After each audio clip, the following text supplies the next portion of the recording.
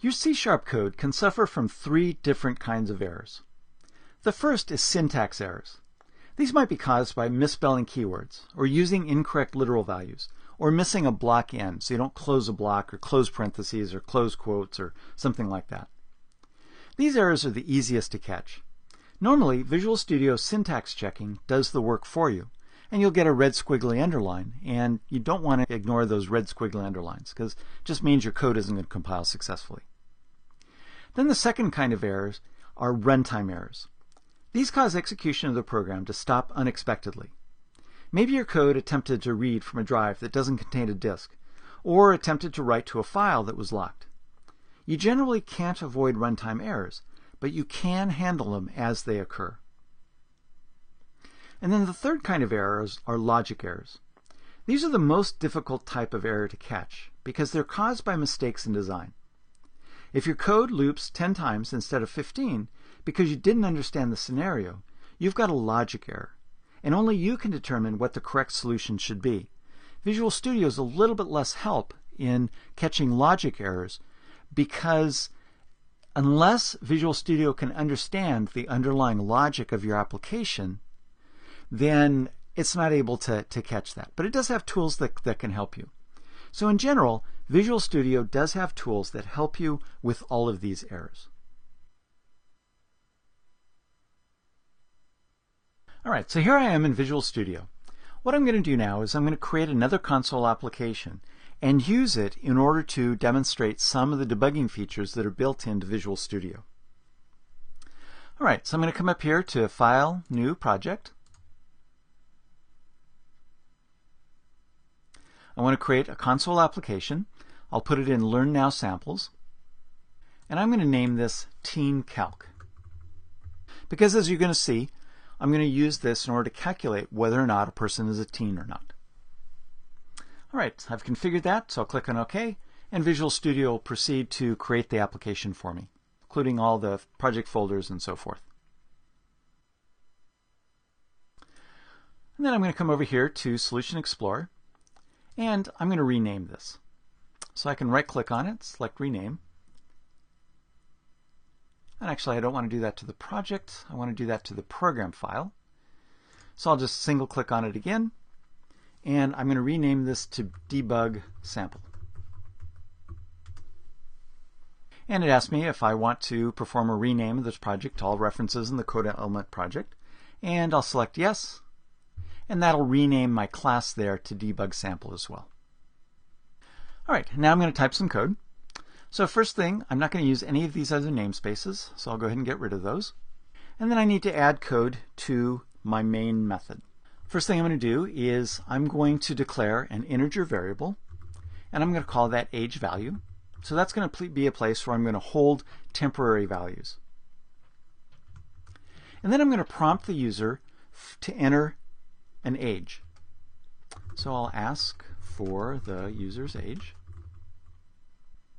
And for that, I'll use a console object. And I'm going to write a prompt first. Enter your age.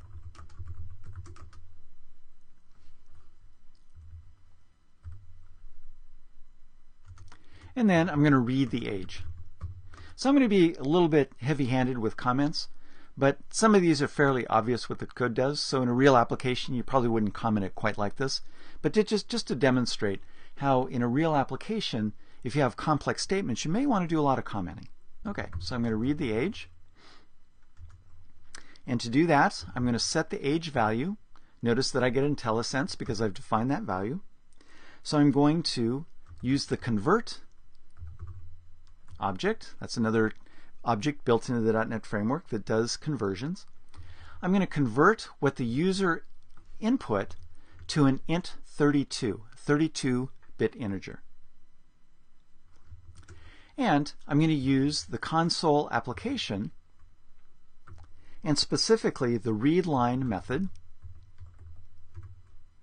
in order to return that value or get that value from the user. So what's going to happen is that this line is going to prompt the user to enter the age, and then it's going to sit there and wait for the user to enter something and press enter. It's then going to convert it to an integer, and because it's going to be read as a string, convert it to an integer and save that to my integer variable. Okay, then another comment, because now I want to display the correct statement based on the results.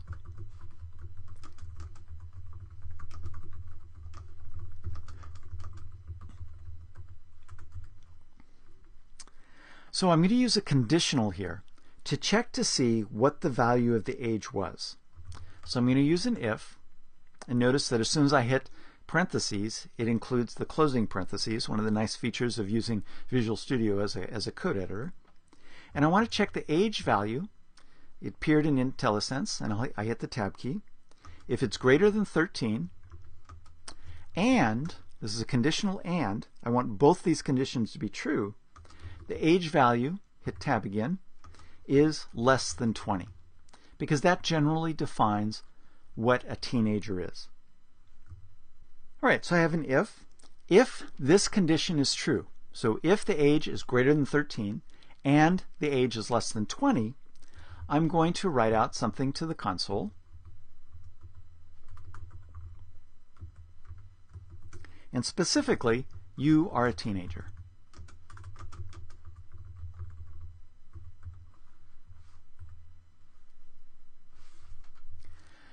But then I also need an else clause. If that conditional that I have in the if statement is not true, in other words, if the age is less than 13 or 20 or greater, then I want to do something else. So I'll use an else statement. Need to define that block of code. And here I'm going to write out, you are not, whoops, I need quotes, you are not a teenager. And include my closing semicolon there. Okay, so again, I'm going to prompt the user for a number, and based on the value of that number, then display one of two strings to the window.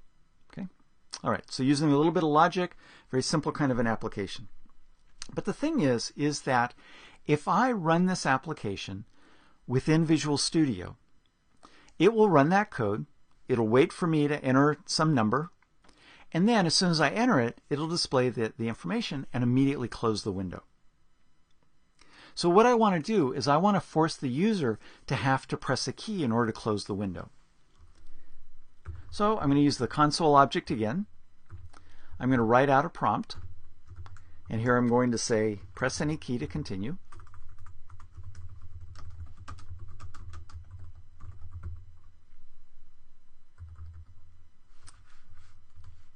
Oops, I need to close that with a semicolon. And then I need to use the read key to wait until the user enters something.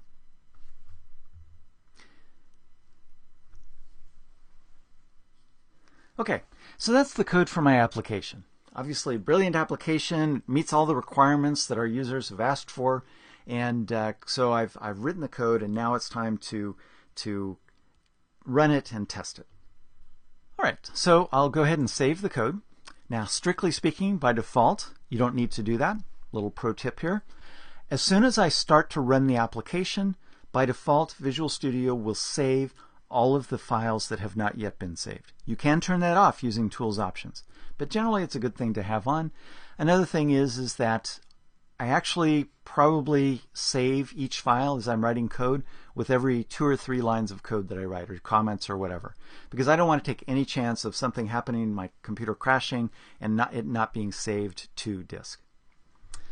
Okay, and so I'm going to go ahead and start with debugging. So as you can see, there's only option for this particular type of a project, or I can come up here, debug, start debugging. Or in this case, I'm just going to do what I normally do, which is press F5, which is by default starts with debugging. All right, we haven't built this yet, so it does have to build the project. It sees that I have a code file, it sees that I have something that has changed. It does the build, and then it prompts for my age. So right off, this is good news. Everything compiled, and it actually started running. If it had not compiled, if there were syntax errors within my code, then I would have gotten errors and it would not have run. I would have gotten the option to run the previous version, the previous build that completed successfully. That wouldn't apply here because I didn't have a previous build. It's a brand new project. But as I'm making changes to the code, that option does appear, even if there are errors. Now, it's not very often that I actually want to run the old version of the application because I've just made a lot of code, a lot of changes to the code or additions or whatever. But it's nice to have that option. Okay, so I'm going to enter 14. I'm going to lie to an application, lie to a computer, imagine that, and hit enter. And it says, I am a teenager. Cool.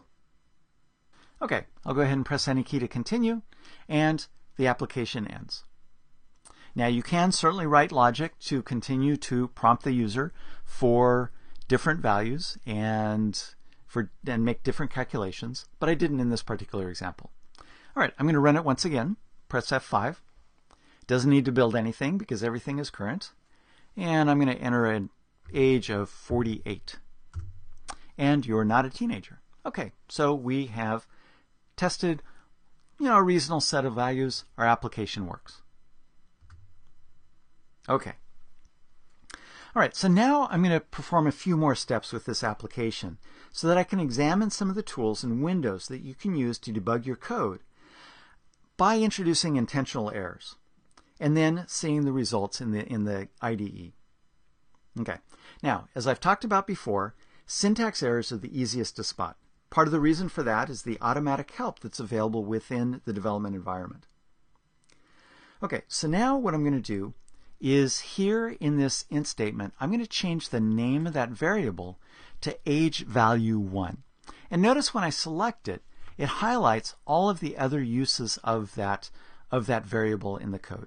And if this code is only one page, but if I had thousands of lines of code, I could scroll through the code and very easily see all the places where that version of the variable is used.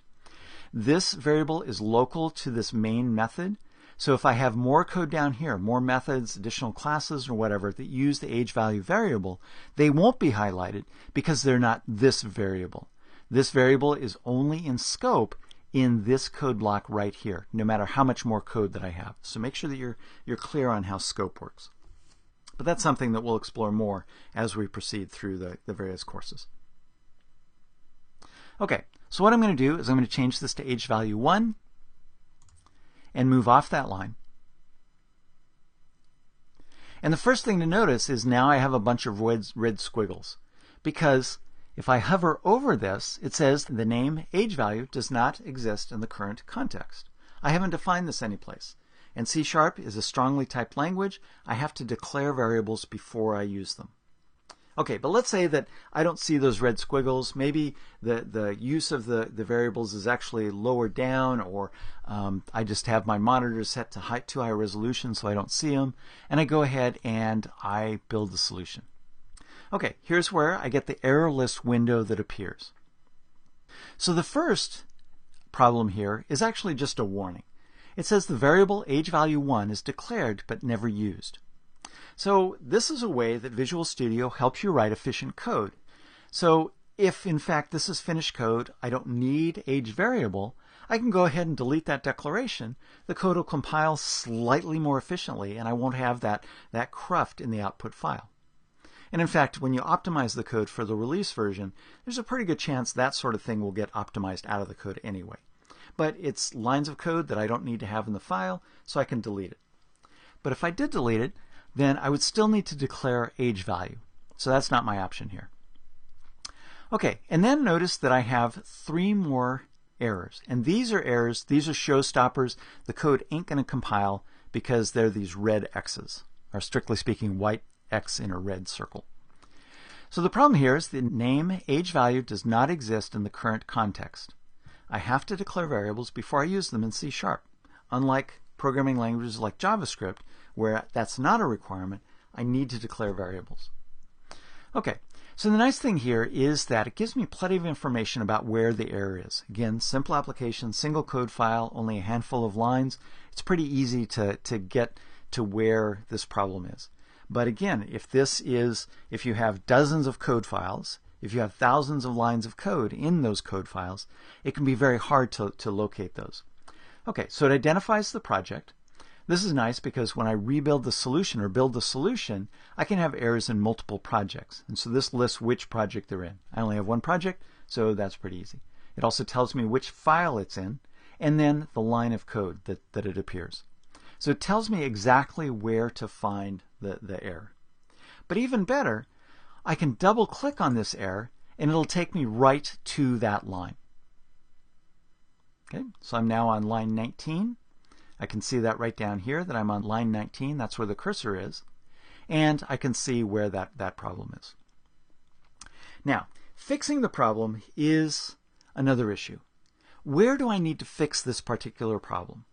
Clearly I have an error that is related in some way, but do I fix the problem here in these individual lines? Well, that might be the place that I need to fix it. If the name of the variable actually does need to be age value 1, and I use age value 1 in another 3 dozen lines of code throughout this application, then I want to change it in these 3 locations. But in this case, these are all of the uses of that variable. So where I really need to go to change it is back up here within the declaration. Another nice feature of Visual Studio is this light bulb. So once again, if I come over here and select different actions, I can rename age value to age value 1. So, and it highlights here in this little window where those changes are going to be made. Okay, unfortunately, the actual solution is to rename the variable here, and that's not one of the options. It's just not one of the possibilities. Pretty much Visual Studio tends to assume that how you declare a variable, that's really the proper spelling of things. But the other thing I can do here is suppress CS0168, which is that particular error type there.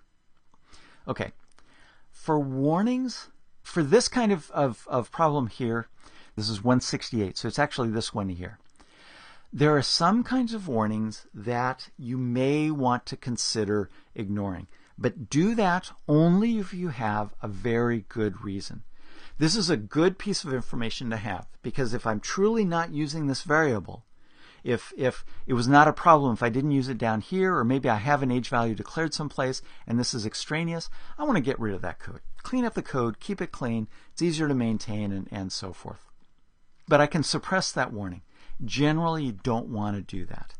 There are some very specific niche sort of cases where ignoring a warning like that might be okay, but generally Visual Studio is warning you about things that you need to pay attention to.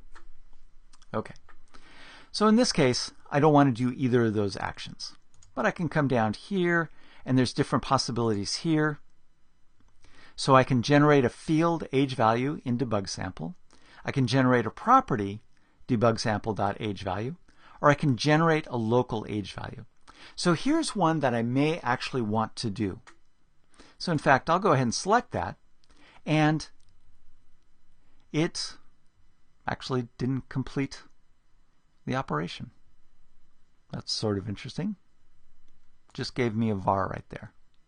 And so it's doing the var. Oh, okay. This is sort of weird. I was thrown off guard a little bit by the white space. So what this is now a single statement.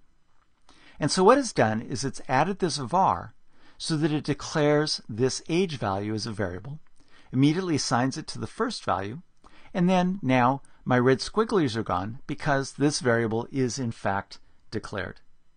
Okay, so that's cool. I'm going to hit Control-Z to undo that change because I really don't want to do that as the solution. Notice all my errors reappear. Okay, but that shows you some of the options for the light bulb quick actions. Sometimes they're quite valuable. They can save you a lot of time making a lot of changes and fixing a lot of errors. And keep in mind that a lot of times you'll get multiple errors down here when there's really only one problem. Because ultimately here, I've been talking a lot about all this, but ultimately what all the problem is that I have a misspelled variable name here. So as soon as I change that back to just age value, all of those errors go away. Okay, and that's very frequently going to be the case. So please don't become distraught. You write your first application. It's brilliant coding. Use all the best practices that I talk about in this course and other C# courses. But you have problems, and you look down in the error list, and you have 1,000 errors. Well, it's very conceivable that all of those errors are due to just a single problem in your code. But it's manifested in numerous ways throughout your application. Okay, so just be aware of that. Okay, so the error list really is your friend. Pay attention to it. It gives you a lot more information that you can get by hovering over the mouse over the error. Within that error list window, you can display the errors, warnings, and other messages produced as you edit and compile code. So if you have this window open, as you write code, errors will appear here. And that's because behind the scenes, Visual Studio and the Roslyn compiler is compiling your code as much as it can. There's certain intermediate states where it won't be able to compile it, but as soon as it can, it'll display any errors. So you can stay right on top of any errors. Okay, you can find all the syntax errors that are noted by IntelliSense. I showed you how you can double-click any error message in order to open the file where the problem occurs and move to that error location. Just keep in mind that that's the location where the error manifests itself, but that may not be the location where the actual error is. So as I showed you, you can double-click to this when it was an error, but the actual problem is up here. So just keep that in mind. And then you can also filter which entries are displayed and which columns of information appear for each entry.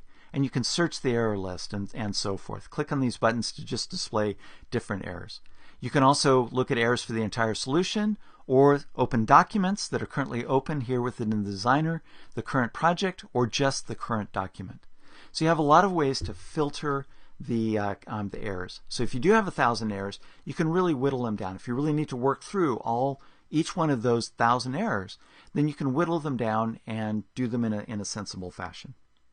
So there's a lot of good tools for debugging within Visual Studio, and I've just started to scratch the surface.